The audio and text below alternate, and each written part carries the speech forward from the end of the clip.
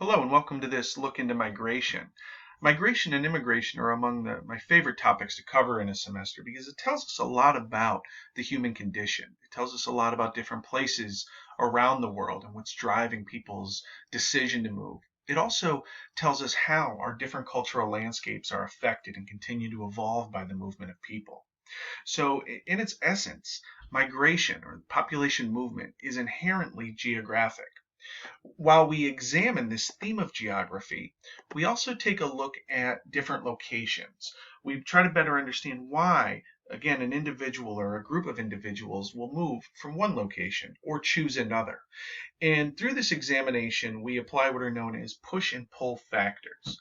Push being a condition or an event or a circumstance that causes people to want to leave an area. Pull is an attractive feature. What's driving people to move to a certain location? What's attracting them there? Our push and pull factors tell us about how favorable a location is. Again, for a large group of people or perhaps just an individual family unit or a person on their own. These push and pull factors become very important when we look at collectively how they form different migration streams and counter streams. When we look at the movement of people, again, we want to understand what is either facilitating or in this case slowing down that movement. Barriers to diffusion. When we look at historic migration, oftentimes we associate physical barriers to diffusion, something like a mountain range or an ocean or a desert. Today, these are still factors, but what we're looking at more closely is cultural barriers. We're looking at perceptions, we're looking at language, we're looking at religion, we're looking at laws that maybe slow or eliminate the movement of people. These barriers to diffusion become increasingly as important when we have migrants in the form of refugees that are fleeing an area because of fear. How these barriers to diffusion come into play often dictate where they can go, not where they want to go. The graphic on your screen shows us again a very simplified version of the decision process somebody makes when they decide to migrate. Your area of origin is on the left and your destination is on the right. Now, a person balances those positives and negatives, in this case, those push and pull factors, in order to make the decision. The intervening obstacles or barriers to diffusion are what could potentially slow that person down or could potentially eliminate that movement. Um, Again, sometimes these barriers are physical, but a lot of times they are cultural. They are limitations that we put in place. So I want you to think about moves that you've made in your life and what were some of those push and pull factors. Even your decision to go to Towson, while not a full migration, it is where you spend a good bit of your time. What were some of those barriers to diffusion? You think about grades, you think about acceptance. When people look for careers, right? Where can they go? Where does their skill set match the need for a job? Again, refugees are examples of individuals who are forced to leave. They flee for personal safety. Around the world today, we're looking at millions of people that are continually moving around, fleeing for safety. They are forced to migrate. And when we look at migration, again, one of the key areas we're going to examine is how sending and receiving communities or how origins and destinations change as people move. Because it's important to remember that when people move, they bring their culture with them. So through migration, we find polyculturalism. We find the interaction, the adoption, the modification, the syncretism that creates a new environment. When we look around, we find religion, food, dress, businesses, signage, right? Places of worship change as a result of this polyculturalism. A number of cultures moving, coming together, and creating something new. This image is on York Road in Uptown Towson, and we see here the effects of migration and immigration on our cultural landscape.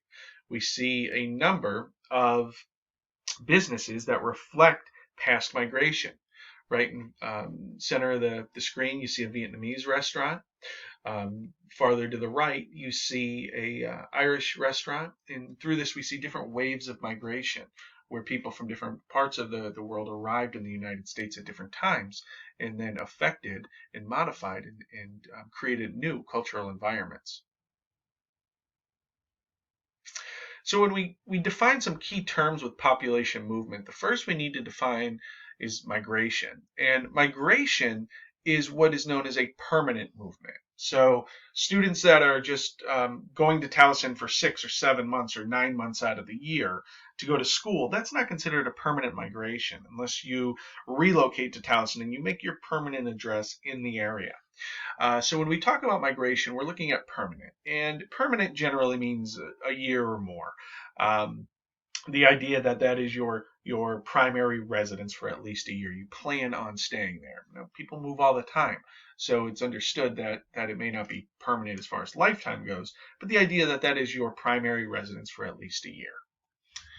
Immigration is international migration. So immigration requires the same um, criteria as migration, but it includes crossing an international boundary. So you would migrate from Pennsylvania to Maryland or from New Jersey to Massachusetts. You would immigrate from Spain to the United States or from Mexico to Brazil or from Argentina to Ghana. That would be immigration, the international permanent migration. The image on your screen shows Ellis Island, an icon of immigration here in the United States. Later on, we'll look at waves of immigration. We'll see how a place like this became so much more than simply a building in the middle of New York Harbor.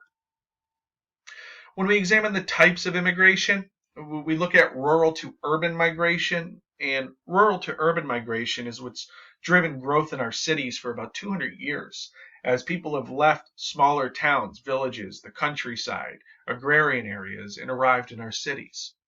While in places like North America and Western Europe, this rural to urban migration took hold in the 19th and early 20th century, we're seeing that in our less developed or developing countries today, this rural to urban migration is what's driving an urban boom. The cities are swelling and growing at a faster rate than ever before. And later on this term, we'll take a look at some of our developing world cities. Through this rural to urban migration, we're also seeing what's known as demographic cumulative causation. And this is a really important topic when we examine migration. What this basically means is that growth begets growth. So as a city becomes more attractive and attracts more people from the countryside, the city benefits as the best and the brightest, the most talented, move to the urban area. On the other hand, the rural areas suffer what's known as a brain drain. The best and the brightest are leaving those areas in order to move to the city. So this cumulative causation comes into effect in both rural to urban migration and also urban to urban migration. So again, when a place becomes very attractive, when the pull factors are very strong, it's going to attract people from all over. You think about some of our biggest cities today, places like New York, Washington, Chicago. These cities attract people from all over the place. They attract the best and the brightest. So we lose people from Maryland. We lose people from Pennsylvania. We lose people from our rural areas, from Appalachians. They go to the city. Again, the city has that magnetic force that attracts the best and the brightest, where our major job markets, our cutting edge places, our very trendy and exciting cities become more so, and this can happen at the expense of other areas. So the urban to urban migration, this is common in North America, and what we're finding here is what's known as metropolitan or metro redistribution, where some of our older cities, particularly in the Northeast, are losing population to cities in the Sun Belt, cities on the rise, cities where the cost of living is a little more affordable, where the job market is strong, where the climate is a little more favorable. And we're also seeing the growth of suburbanization. So since the mid-1900s, our metro area populations have continued to expand, but what we're finding is that a lot of this population growth is happening outside of the city limits. It's happening within the metro area, the area that is economically, culturally, socially connected with that city center. The image on your screen is from what's called a favela found in Rio de Janeiro. And a favela illustrates the rapid growth in our developing countries as our cities become these growth poles, become these areas that attract thousands and thousands of people every year from the countryside. And as you can see in this image, the housing that pops up is what's known as informal. It's growing rapidly. Here's a look at from the favela down into the city.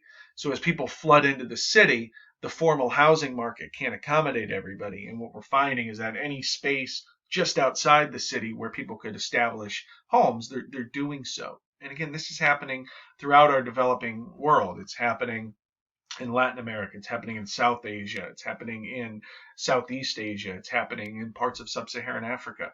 As these cities grow rapidly, people flood in, and the formal housing market isn't ready to accommodate that growth. And again, this reflects cumulative causation. People are leaving the countryside and rural areas and flooding into the cities for opportunities. Closer to home, we could look at urban to urban migration and redistribution with an example from Sparrows Point. Many of you who grew up or are familiar with the Baltimore area may be familiar with Sparrows Point. Sparrows Point was the largest steel producer in the world in the mid-1900s, and it had a workforce of over 30,000 that supported a large community in the area of Dundalk and Essex in southeast Baltimore and Baltimore County.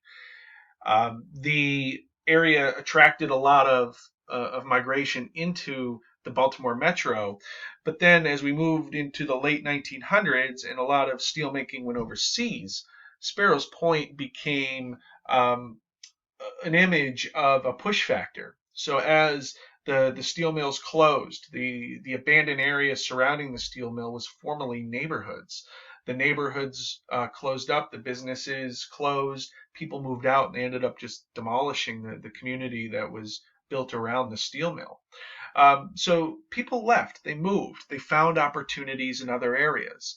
And there was a lot of talented people. There was a lot of talented young people growing up in the area. But as their family members lost jobs, they were forced to pursue opportunities elsewhere. So again, this idea of cumulative causation comes into play with migration. When we look at in-migration or people coming to an area, we see that your population is going to grow, right? Opportunity equals population growth.